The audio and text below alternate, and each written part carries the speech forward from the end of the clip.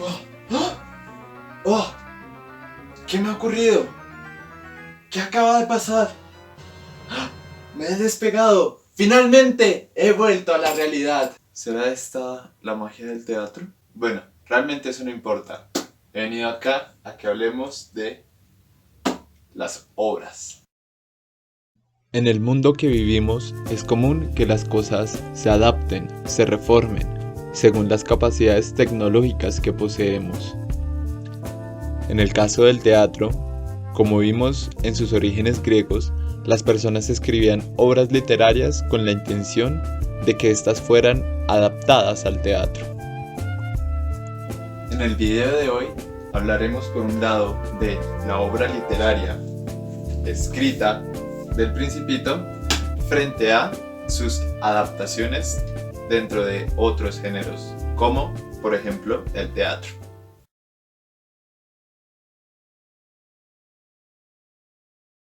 Adaptar significa tomar una historia ya existente y contarla con nuestras propias palabras y pasarla a otro medio. El medio de la historia de Saint-Exupéry del primer Principito es el papel, la escritura. El público lee la historia desde la comodidad de su casa, frente al libro o el ordenador. Podría escuchar música o estar en absoluto silencio. El punto es que el lector está tranquilo, solo. Su única compañía es el libro y los pensamientos y sensaciones que le evoque.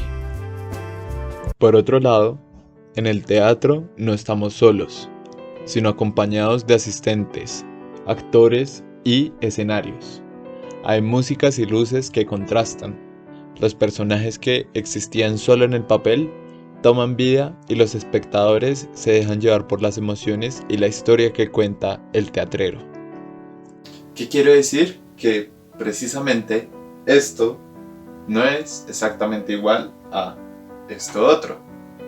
Así vemos entonces que son medios muy distintos, porque una cosa es leer un libro y otra muy distinta es que este libro tome vida y se muestre en un escenario. Como hablamos en nuestra última clase de teatro, uno de los tantos géneros que él tiene es la tragedia y la comedia. Estos elementos aparecen varias veces dentro de la obra del francés Saint-Exupéry, sobre todo la comedia cuando hablamos de los personajes y la tragedia cuando hablamos de el final del libro. Hablamos de comedia cuando se presentan los siguientes personajes: el vanidoso, el bebedor, el alfarero, el hombre de negocios, el rey, el demógrafo y demás son personajes cómicos, en el sentido que el público se puede sentir relacionado con ellos. Cada uno muestra un rasgo, una característica propia de los adultos, que han perdido la magia de la niñez. Son cómicos porque son personajes con defectos, con obsesiones, incompletos y solitarios, con los que uno, como lector o espectador, podría relacionarse o reconocer en ellos a algún conocido. También está el personaje del zorro, quien da al Principito varias enseñanzas sobre la vida, con su célebre frase: lo esencial es invisible a los ojos. También cuando le habla de lo que es domesticar y la forma en que los hombres crean vínculos con los animales.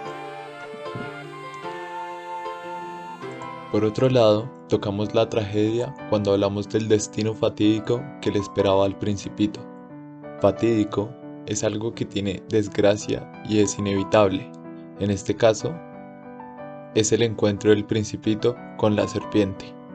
El Principito viajó por todos esos mundos porque quería encontrar su muerte, y nada de lo que hicieron los personajes que lo rodeaban podían salvarlo, porque ese fue el destino que él escogió.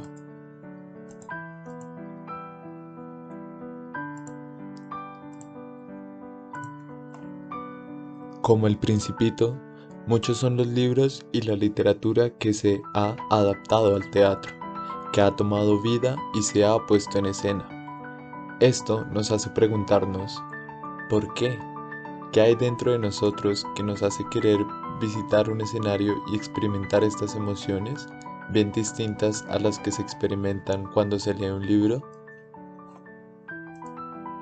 Esa pregunta se las dejo a cada uno de ustedes, a su propia experiencia, a su deseo por descubrir y reconocer cuáles son las razones por las que aún hoy en día necesitamos del teatro, necesitamos de sentir y de expresar nuestras emociones, así sea enfrente o detrás del escenario.